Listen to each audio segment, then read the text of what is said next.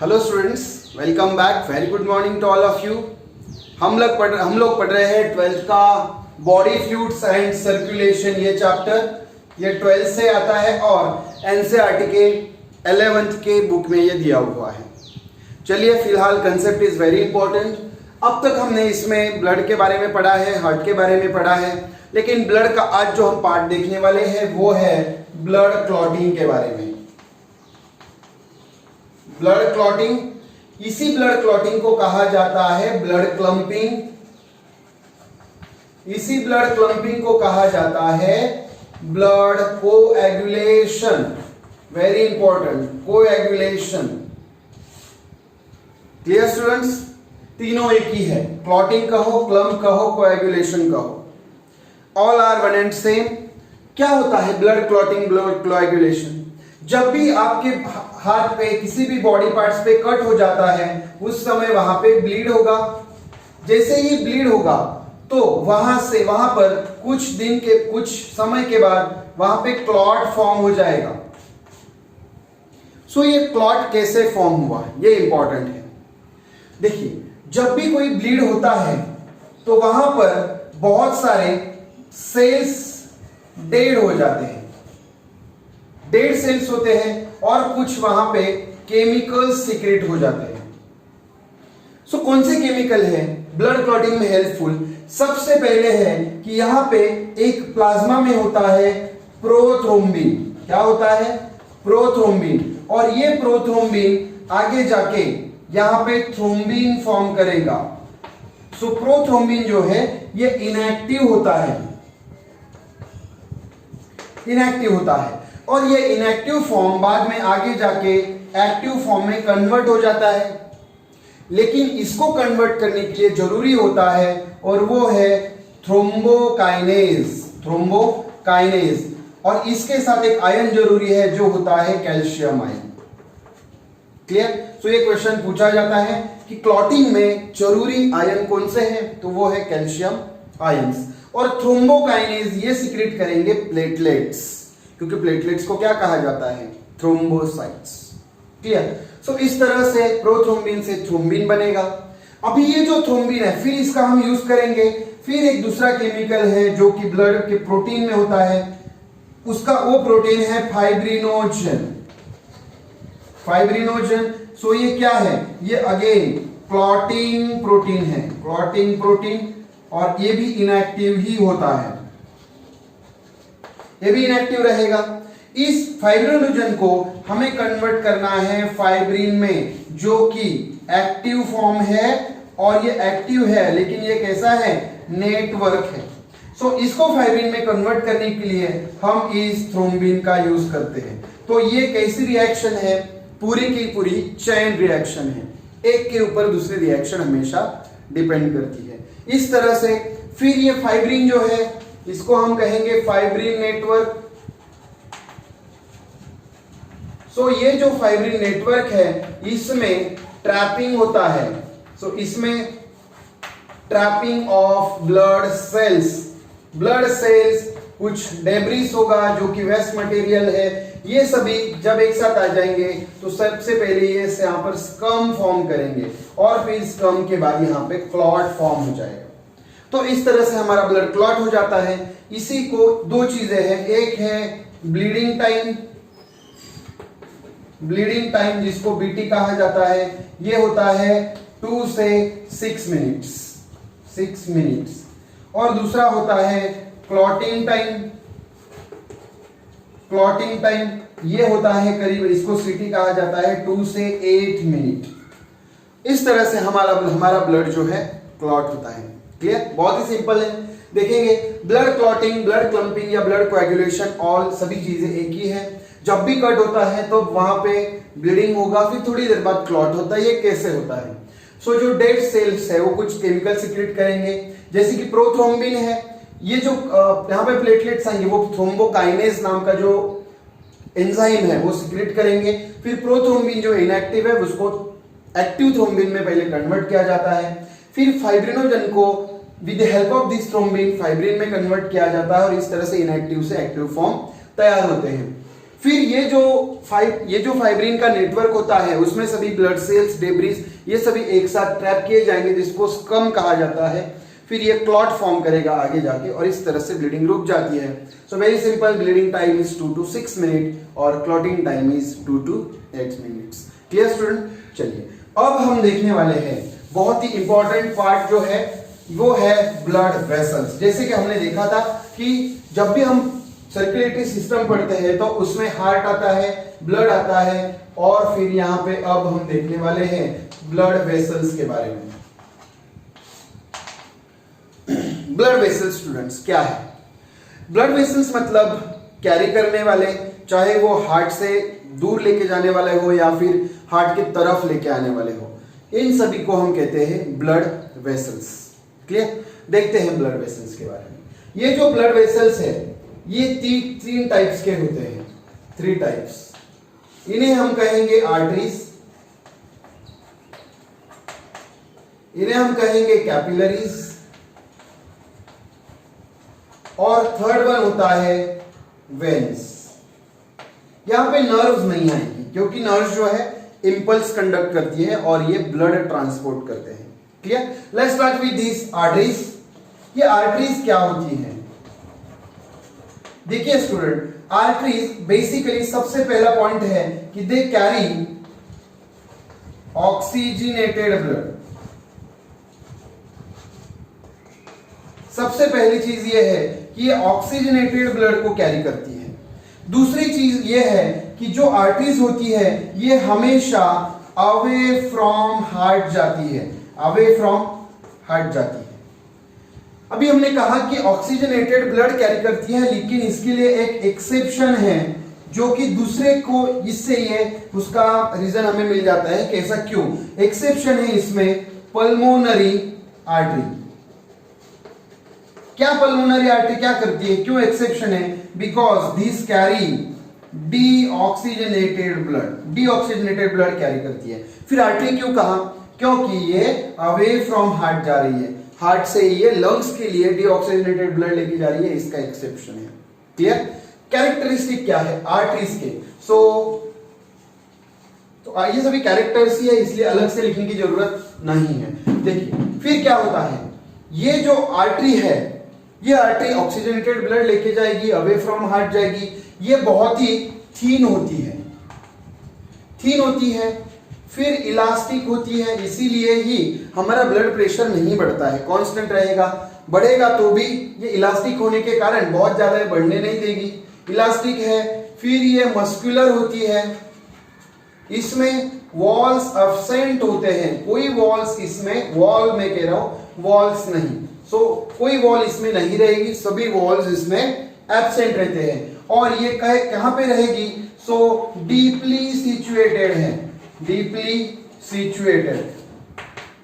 अपनी बॉडी में ऊपर से हम आर्टरीज नहीं देख सकते हैं, ऊपर ही ऊपर हम वेन्स देख सकते हैं, आर्टरीज आपको नहीं मिलेगी, ये बहुत ही डीप रहेगी।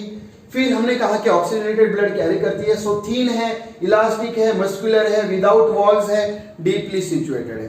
क्लियर? अभी अगर हम हिस्टोलॉजिकली देखेंगे, हिस्टोलॉजिकली अगर हम इसकी हिस्टोलॉजी देखते हैं, मतलब क्या? हिस्टोलॉजी का मतलब क्या होता है? Study of tissue. अगर हम इसके टिश्यू की बात करते हैं तो ये कैसा होता है? देखिए इसको डायग्राम से देखते हैं। ये 3 वॉल्स की होती है, 3 लेयर्स की हम कहेंगे, 3 लेयर्स है इसमें। जो आउटर है, ये आउटर एक मिडल होगा और एक इनर होगा। क्लियर? देखिए सबसे पहला बाहर का एक रहेगा जिसको कहा जाता है tunica externa, T for tunica externa, या बाहर का है ट्यूनिका एक्सटर्ना। फिर यहां पे कुछ इस तरह से ऐसे सेल्स आपको मिलेंगे,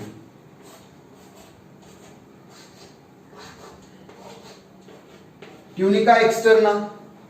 फिर इसके बाद बीच में एक मिलेगा जिसको हम कहेंगे, ये जो है ये होता है, थोड़ा और मैं बड़ा निकाल रहा हूं कि उसकी इसकी जरूरत होती है। ठीक है, इसका जो ल्यूमेन है स्टूडेंट, इसका ल्यूमेन बहुत ही छोटा होता है। ल्यूमेन स्मॉल होता है, इसीलिए इसमें ब्लड प्रेशर जो है बहुत ज्यादा रहता है। तो ब्लड प्रेशर इसमें हाई रहेगा सभी से ज्यादा। देखिए, सो इसके अंदर बाद में दूसरा जो रहेगा इसको हम कहते हैं ट्यूनिका, ये ऊपर का है आउटर, ट्यूनिका एक्सटर्ना। फिर ये मिडल वन है जिसको हम कहेंगे ट्यूनिका मीडिया। ये मीडिया है, बीच में रहेगा, मिडल में है, मीडिया कहेंगे। सो यहाँ पे भी कुछ इस तरह से सेल रहेंगे, बहुत सारे होंगे। और लास्ट में यहाँ अंदर की ओर जो है इसको हम कहते हैं, यहाँ पे एक रहेगा इस तरह से, ये बहुत ही इलास्टिक रहेगा इस तरह से। सो इसको हम कहते हैं ट्यूनिका इंटरना। ये बहुत अंदर की साइड है, इसको ट्यूनिका इंटरना कहेंगे। सो ये ल्यूमेन है, ये ल्यूमेन है, और ये ल्यूमेन बहुत ही स्मॉल होता है, इसमें कोई वॉल्स नहीं रहती है। क्लियर? यहां पे अंदर का जो है बना हुआ ट्यूनिका एक्सटर्ना, ये बना होता है स्क्वैमस एपिथेलियम से, और इसी को कहा जाता है एंडोथेलियम, क्योंकि ये अंदर की वो है, ये एंडोथेलियम है। क्लियर? देखिए, सो ब्लड वेसल्स 3 टाइप्स के हैं, आर्टरीज, कैपिलरीज एंड वेन्स। ये जो आर्टरीज है ये ऑक्सीजनेटेड ब्लड कैरी करेगी और अवे फ्रॉम दी हार्ट जाती है। लेकिन एक ऐसा एक्सेप्शन है कि जो ऑक्सीजनेटेड ब्लड कैरी नहीं करता है फिर भी उसको आर्टरी कहा जाता है, और वो है पल्मोनरी आर्टरी। ये डीऑक्सीजनेटेड ब्लड कैरी कर रही है फिर भी इसको आर्टरी क्यों कहा? क्योंकि वो अवे फ्रॉम दी हार्ट जा रही है, वेरी सिंपल। फिर ये बहुत जरूरी है कि ये थीन होती है, इलास्टिक होती है, मस्कुलर होती है, वॉल्स एब्सेंट होते हैं, सिंपली सिचुएटेड, डीपली सिचुएटेड होती है, और हिस्टोलॉजिकली इसके 3 लेयर्स है, tunica externa outer, tunica media और ट्यूनिका इंटरना। सो इस तरह से मिडल वॉल जो है इसकी बहुत थिक होने के कारण ये ल्यूमेन छोटा हो गया। चलिए, तो ये बात थी आर्टरीज की। अभी हम बात करते हैं कैपिलरीज की। ये कैपिलरी क्या होती है? देखिए, ये जो है कैपिलरी की बात हम कर रहे हैं, लेकिन कैपिलरी पढ़ेंगे तो उससे पहले हमें क्या पढ़ना पड़ता है? आर्टरी। क्योंकि कैपिलरी क्या है? जब भी आर्टरी है, आर्टरी डिवाइड होगी, फिर रीडिवाइड होगी, फिर रीडिवाइड होगी। मतलब ऐसे डिवीजन जब बन जाते हैं आर्टरी के, तब फाइनली जो बनती है वो होती है कैपिलरी। वो होती है कैपिलरी, जो कि सेल के पास जाकर फिर वहां पर ये कैपिलरी जो है बहुत छोटी होने के कारण वहां पे जाके ये ब्लड सप्लाई करेगी। सो अंत तक जाने वाली जो होती है वो ब्लड कैपिलरी होती है। क्लियर? ये जो ब्लड कैपिलरीज है ये क्या करेगी स्टूडेंट? इसके जो वॉल्स होती है, सो वॉल्स आर परमिएबल, इसकी वॉल्स परमिएबल होती है, और ये कैपिलरीज क्या कर सकती है? दे कैन फिल्टर, क्या फिल्टर करेगी? Can filter waste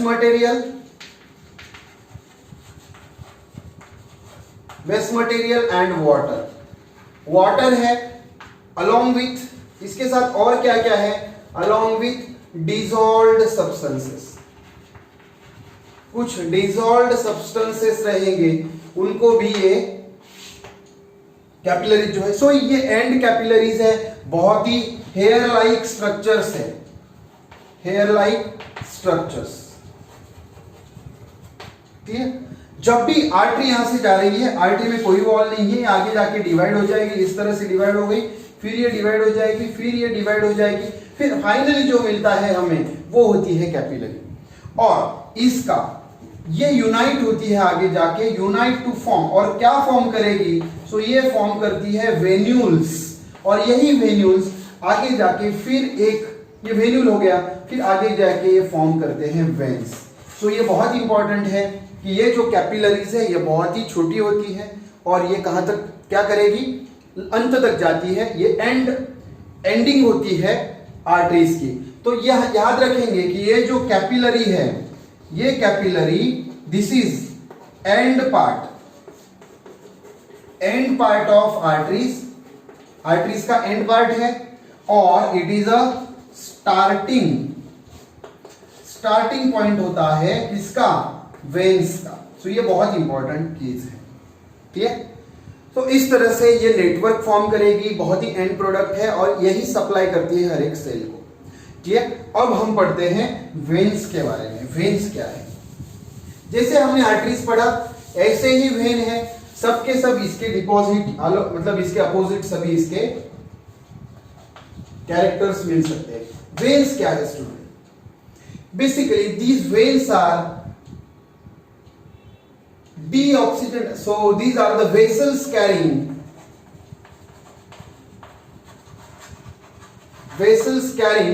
deoxygenated blood, ये याद रखिए।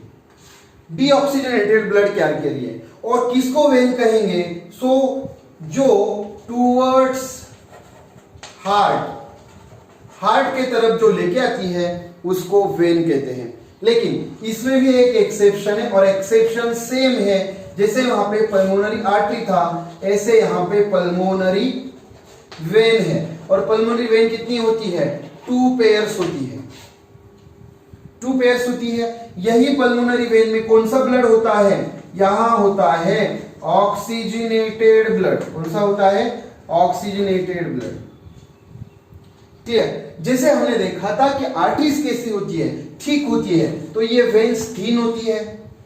हमने कहा था कि वो मस्कुलर होती है, ये भी मस्कुलर होती है, मस्कुलर ही है। वो उसमें वॉल्स नहीं थे, इसमें सेमील्यूनार वॉल्स प्रेजेंट होते हैं, सेमील्यूनार वॉल्स इसमें प्रेजेंट होते हैं। ये किस लिए प्रेजेंट होते हैं, टू अवॉइड बैक फ्लो, ये बैक फ्लो अवॉइड करेंगे, कोई बैक फ्लो अवॉइड नहीं होने देंगे। तो इस तरह से ये जो वेन्स है इसमें सेमिलुनर वॉल्स प्रेजेंट रहती हैं। और एक चीज यहां पे है कि इसका ल्यूमेन जो है ये बहुत ही सुपरफिशियली ये प्रेजेंट रहेगी, स्किन के बिल्कुल नजदीक रहेगी, तो इसे हम कहते हैं वॉल्स वेन्स कहते हैं। और इसको हम कहेंगे, क्या पॉइंट और देखा था, सुपरफिशियली प्रेजेंट तो है, वॉल्स इसमें प्रेजेंट है, मस्कुलर है, थीन है। तो जैसे आप देखते हैं कि यहाँ पे रेडियल आर्टरी या यहाँ पे बहुत डीप रहेगी, लेकिन वेन बहुत सुपरफिशियली हमें यहाँ पे वेन्स पूरी तरह से मिल जाती है। तो ये बहुत ही सिंपल चीज है।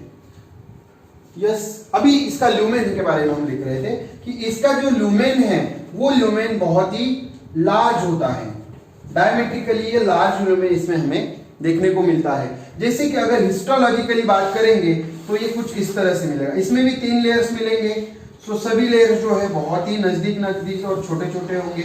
तो इस तरह से ये हुआ ट्यूनिका एक्सटर्ना, ये हुआ ट्यूनिका मीडिया, और जो अंदर है मतलब ये कंपैरेटिवली थीन है, जो कि ट्यूनिका मीडिया पर ये सभी डिपेंड करता है कि उसका ल्यूमेन बड़ा रखना है या इसका ल्यूमेन छोटा रखना है। सो यहाँ पे ये ल्यूमेन है और ये ल्यूमेन लार्जर है, लार्जर देन आर्टरीज। और इस तब अंदर का जो होता है इस तरह से ये इलास्टिक ट्यूनिका इंटरना है, ठीक है। इस तरह से ये वेसल्स या वेन्स होती है। देखिए वे वेसल्स है, वेन्स ऐसी वेसल्स है जो डीऑक्सीजनेटेड ब्लड कैरी कर रही है, टूवर्ड्स हार्ट लेके जा रही है, इसका एक्सेप्शन सेम है। अलोंग ये अगेन ये क्या होता है, पल्मोनरी वेन्स होता है। ये ऑक्सीजनेटेड ब्लड कैरी करती है पल्मोनरी वेन, इसके 2 पेयर्स होते हैं।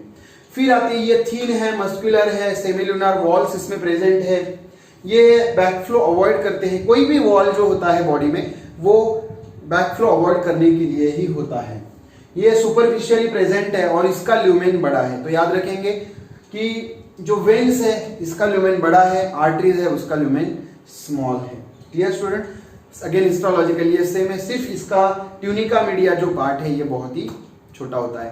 तो ये बहुत अच्छी तरह से पढ़ना है, इसके ऊपर एक क्वेश्चन बनता ही बनता है। तो इस तरह से हमने ये जो ब्लड वेसल्स का पार्ट था वो भी यहाँ पर कवर किया है। तो चलिए नेक्स्ट जो बीट रहेगा वीडियो देखेंगे, उसमें हम पढ़ेंगे disorders of the heart and blood. ठीक है, तो ब्लड और ब्लड रिलेटेड डिसऑर्डर्स और हार्ट रिलेटेड डिसऑर्डर्स के बारे में नेक्स्ट वीडियो में हम देखते हैं। Clear student? So Study well and have a good day. Thank you.